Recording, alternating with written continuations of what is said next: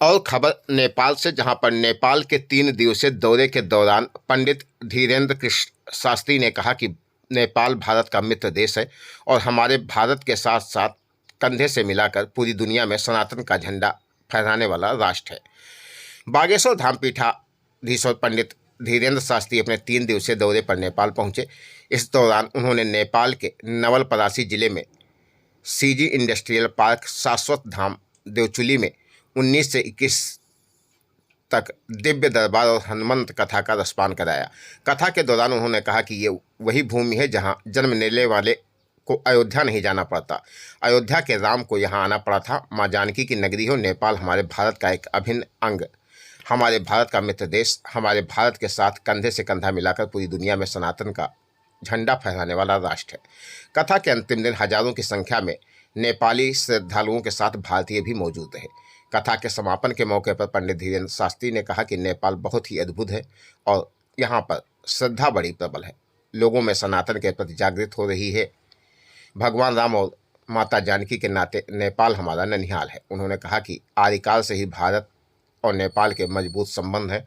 अगर भारत शरीर है तो प्राण नेपाल है, दिल अगर भारत है तो धड़कन नेपाल है, काया अगर भारत है तो छाया नेपाल है।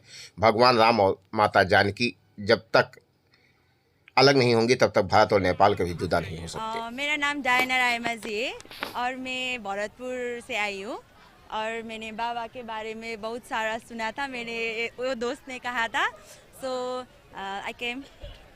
कितना एक्साइटमेंट है आपको बाबा जी को? जितने सुना है वो सुन के तो मैं बहुत एक्साइटेड हूँ। यहाँ पर लोगों की भीड़ देख के और बहुत ज़्यादा उत्साहित हुई हूँ।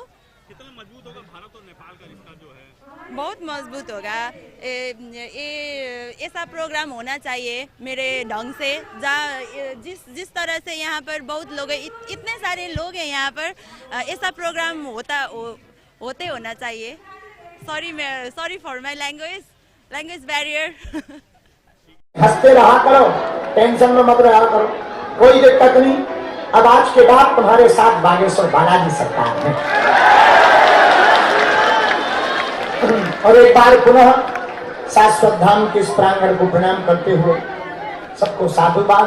हमारे प्रिय वरुण जी, उनके पिताजी, पूरे चौधरी परिवार को साधुवाद। उन सबका श्रेय हनुमान जी महाराज के चरणों में समर्पित करते हुए हम वरुण जी को देते हैं, जिन्होंने अथक प्रयास करके हमें भारत से यहाँ लाए और हम अपने ननिहाल में आए। उन्होंने कहा कि कुछ असामाजिक तत्व आ रहे हैं और अपनी बात चालें चल रहे हैं। पुनः कथाओं के माध्यम से राम वनपथ गमन यात्रा जो निकल रही है, अगर वो नेपाल तक आ जाए तो उस माध्यम से माता जानकी जी के नाते पुनः भारत और नेपाल के संबंध दृढ़ होंगे। आयोजक मंडल के अध्यक्ष और नेपाल के हिंदू नेता एवं उद्योगपति वरुण चौधरी ने कहा कि लोगों के चेहरे पर जो खुशी थी, मन में जो सनातन छुपा हुआ था, वो पंडित धीरेन्द्र कृष्ण शास्त्री के इस सत्संग से उभर कर सामने आया है। कथा के अंतिम दिन कथा स्थल पर भारी संख्या में नेपाल के साथ भारत के श्रद्धालुओं की भी बड़ी संख्या में मौजूदगी रही। इस दौरान श्रद्धालुओं में काफ़ी उत्साह दिखा। उनका कहना था कि इस तरह के कार्यक्रमों से भारत और नेपाल के संबंध और प्रगाढ़ तथा मजबूत होंगे। नेपाल में हुए इस कार्यक्रम में श्रद्धालुओं में काफ़ी उत्साह दिखाई पड़ा और वो पंडित शास्त्री के भजन व अन्य पर पंडाल में ही झूमते नजर आए। नेपाल से ये तस्वीरें आपकी स्क्रीन पर हैं।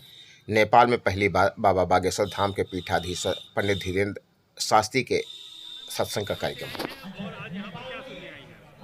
मेरा नाम किरण जोशी है और मैं सीमावर्ती क्षेत्र नेपाल के सीमावर्ती क्षेत्र नौतनवा से आई हूँ और हम लोग मतलब हनुमान जी के बहुत भक्त हैं और बागेश्वर धाम के प्रति बहुत आस्था रखते हैं। तो हम बागेश्वर बाबा हमारे यहाँ नज़दीक आए तो हम उनको सुनने आए हैं और हम लोग बहुत हर्षोल्लास से कह रहे हैं, मैं ये हर्षोल्लास से कह रही हूँ कि मुझे यहाँ के बहुत अच्छा लगा, दर्शन करके बहुत अच्छा लगा। मैं बहुत कृतज्ञ हूँ। कितना उत्साहित हैं आप यहाँ पर पंडित धीरेन्द्र कृष्ण शास्त्री को सुनने के लिए? मैं बहुत उत्साही हूँ उनको सुनने के लिए। मीन्स मन कर रहा है कि जस्ट उनके पास चली जाऊँ और मतलब एक अलग सा ही रोमांच हो रहा है सुनने का।